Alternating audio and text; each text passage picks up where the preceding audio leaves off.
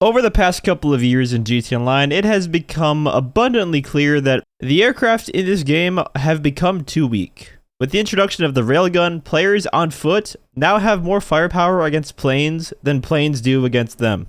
In fact, I would even go as far as to say that it's far easier to take out an aircraft than it is to get a kill on a player while you're in an aircraft. And then there's of course the Mark II Oppressor problem, where if a player spawns this in and gets on it, no matter the plane that you're in, it's essentially a stalemate of you dodging all of the rockets in the plane, and then trying to strafe them over and over to try to kill them with either the explosive MGs or the MGs of the Dogfighter planes, both of which suck at dealing with Mark IIs because of their abysmally slow fire rate. Even if you manage to line up a perfect shot on the mosquito bike, the fire rate is so slow that it will still fuck you over because your shot lineup won't match up with the fire rate, so you'll hold target for a split second, and then the gun just won't hit them.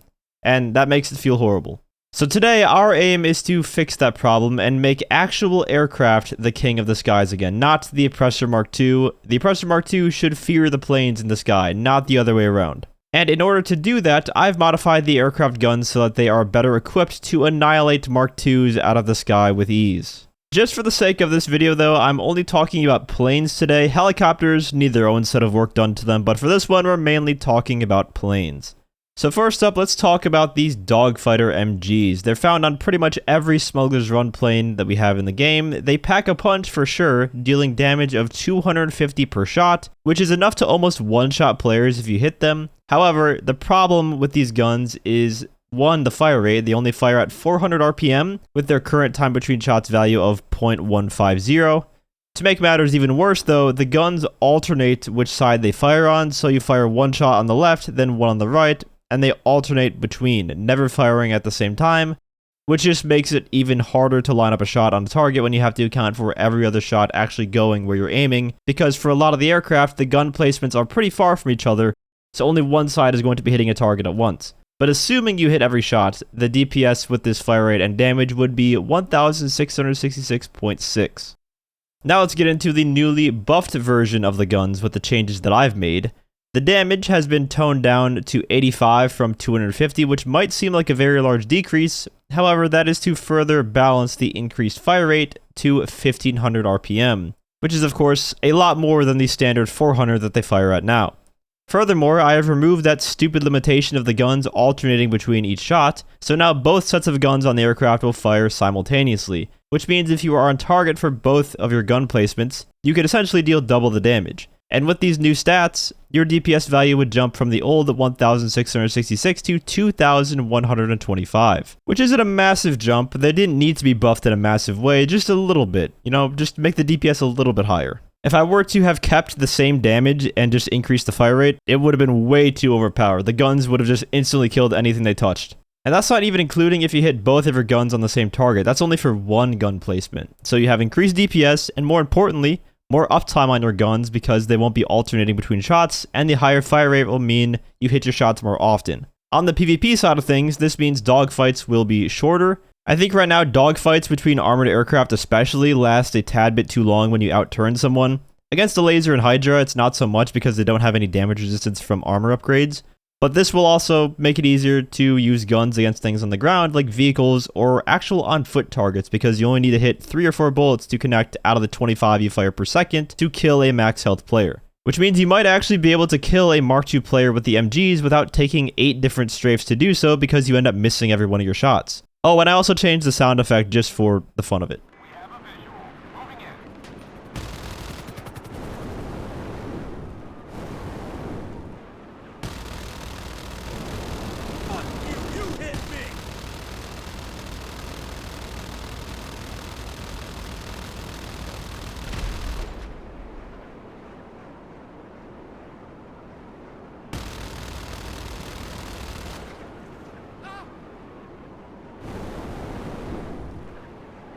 But let's get into the other type of aircraft gun now, the explosive MGs, and explosive cannons of the Hydra and Lazer.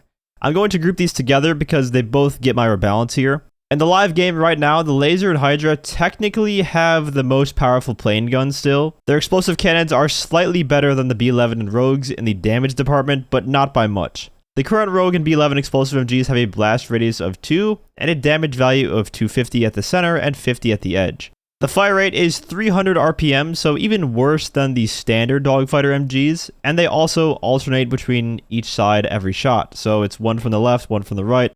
Obviously on the B11 this isn't really noticeable because they always shoot from the center, but on the Rogue it very much is noticeable, which just contributes to making them feel horrible to use, especially for shooting down Mark IIs with it. The Lazer and Hydra nerf cannons have the same problem with the horrible fire rate with the alternating between shots, which again also makes them feel horrible to use.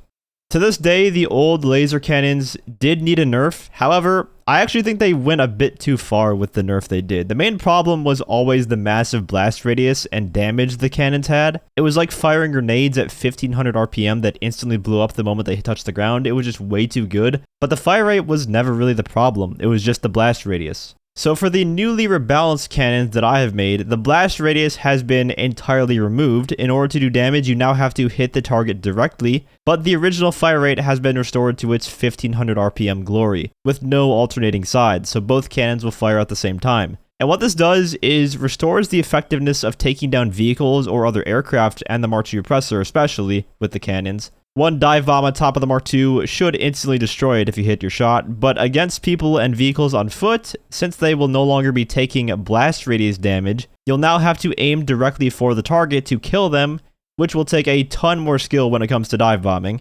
You won't just be able to spray the entire area and kill someone on foot in one shot, even though you didn't even get close to hitting them. This would likely bring more people to use the laser again, but remember, this change is also effective on both the Rogue and the B11 as well, so both of those aircraft will now be quite scary to go up against, and Oppressor Mk IIs, well, I don't think they'd stand a chance against them now, which is how it should be. Now, there are a couple of specific planes that I've made unique changes to because they are either too weak or too good given these new changes. The first one is the Raiju.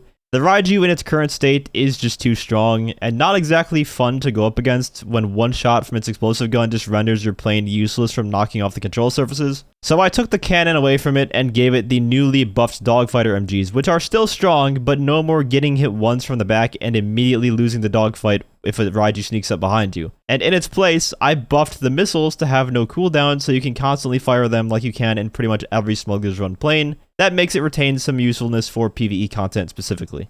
The other plane that I looked into was the Molotov. The Molotov just doesn't really have a place in the game. Its handling is awful, and it has the same guns as the Pyro, both the missiles and the MGs, so why would anyone ever use the Molotov over the Pyro? And so I thought to myself, what can I give the Molotov to make it stand out, to make it have somewhat of a purpose in this game?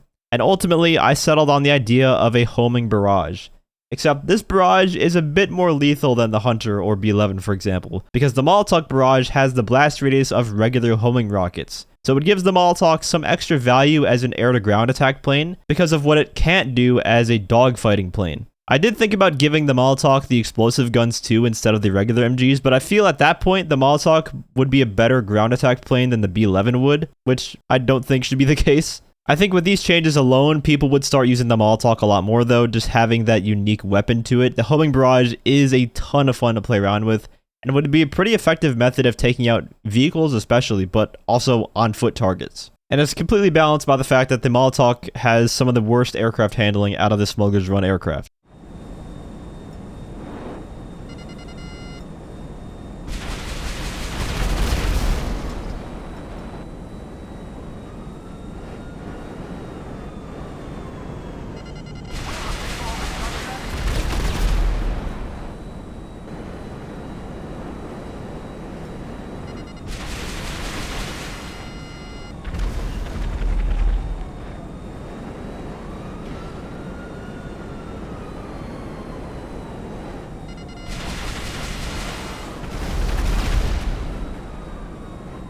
But that is going to wrap up this video. Let me know what you guys think about these changes, and would you like to see them be added to the game? Do you agree that aircraft are too weak, especially against the Mark II? Because I, for one, am just sick and tired of the Mark II being a better aerial fighter than the actual aircraft are. I think I will do another video soon on some more Mark II changes I'd like to see them make as well, because I do have a couple of ideas in the back of my head. If you enjoyed the video or found it helpful, feel free to leave a like, as well as subscribe to my channel for more gtaonline content. I also want to give a huge shout out to all of my channel members for your support.